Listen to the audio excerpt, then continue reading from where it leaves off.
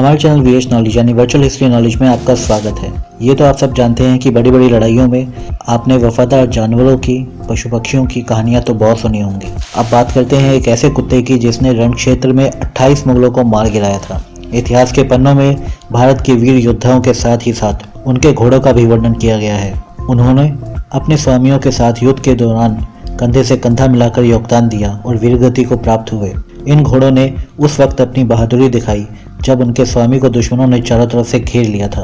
तब इन्हीं घोड़ों ने अपनी तेज चाल और फुर्तीलेपन के कारण अपने स्वामी को दुश्मनों के चंगुल से बचाकर सुरक्षित स्थान पर ले गए। जब भी घोड़े की बात की जाती है तो हमारे दिमाग में सबसे पहला नाम आता है भारत के मेवाड़ के राजा महाराणा प्रताप के घोड़े चेतक। वहीं दूसरा नाम है झांसी की रानी लक्ष्मीबाई के घोड़े बादल का, और इसके बाद राणा प्रताप के हाथी रामलाल का। महाभारत युद्ध में अश्वत्थामा हाथी का नाम भी आता है। कहते हैं कि वो जब चलता था तो उसके चारों तरफ हाहाकार मच जाता था। उसके दोनों दांत लोह जैसे मजबूत धांती पहने रहते थे। उसकी सूंड में कांटेदार जंजीर बंधी रहती थी और वो बहुत ही क्रोधी हाथी था।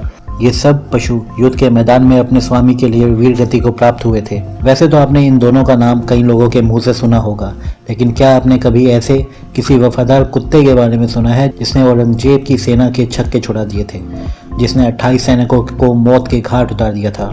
शायद आपने कभी नहीं सुना होगा। मुगलों को धूल चटाने वाला वफादार कुत्ता। यह कुत्ता स्वामी भक्त सेवकों में से एक था।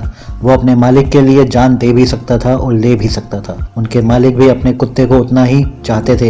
यह किस्सा है लोहारू रियासत के वफादार मुलाजिम बख्तावर सिंह के कुत्ते का, जिसने युद्ध के दौरान मैदान में 28 सैनिकों को मौत की नींद सुला दिया और कईयों को ऐसा काटा कि वह जंग भी नहीं लड़ पाए।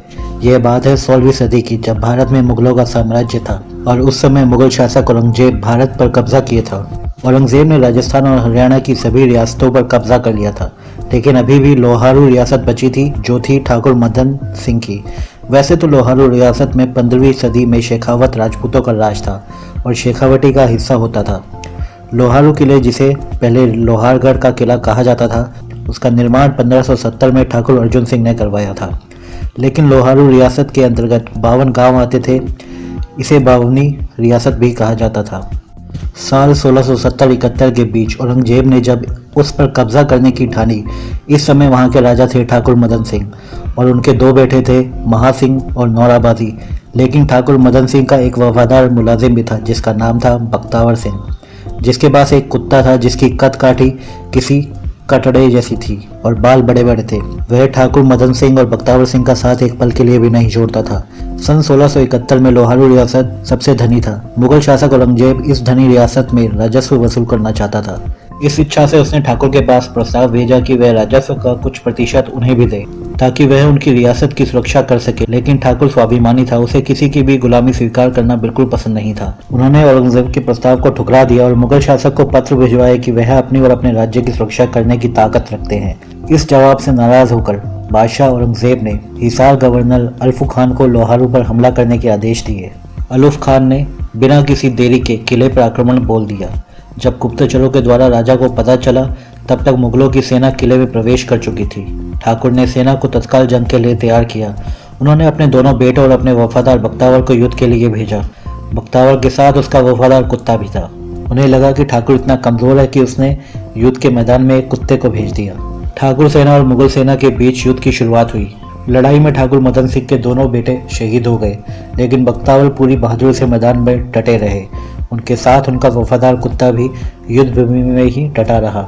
जैसे ही कोई मुगल सैनिक बख्तावर की तलवार से जख्मी होकर नीचे गिरता, कुत्ता उसकी गर्दन दबोचकर मार देता। इस तरह उसने खुद 28 मुगल सैनिकों के प्राण लिए। इसके साथ ही कुत्ते ने दर्जनों सैनिकों को इस तरह घायल कर दिया कि युद्ध में कोई लड़ ही ना सके। कुत्ते के साहस को देखकर मुगल सैनिकों ने कुत्ते पर हमला बोल दिया। जब बख्तावर ने उसे बचाने की कोशिश की तो मुगल सैनिकों ने बख्तावर पर कई वार किए और वह शहीद हो गए। अपने मालिक को मरता देख कुत्ता सैनिकों पर टूट पड़ा, लेकिन एक सैनिक ने तलवार से कुत्ते के धड़ को अलग कर दिया। बाद में कई बार सहने के बाद कुत्ता वीरगति को प्राप्त हुआ। हालांकि तब तक औरंगजेब की सेना हार मान चुकी थी और अंत में ठाकुर मदन सिंह के सामने अल्फू खान को मैदान छोड़कर भागना पड़ा।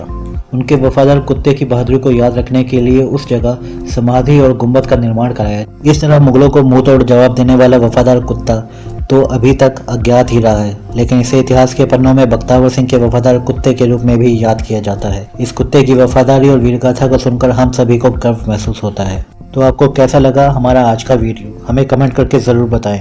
साथ ही हमारे चैनल को सब्सक्राइब करना ना भूलें और बेल आइकन को दबाना ना भूलें, जिससे आपको हमारी आने वाली वीडियोस की जानकारी मिलती रहे।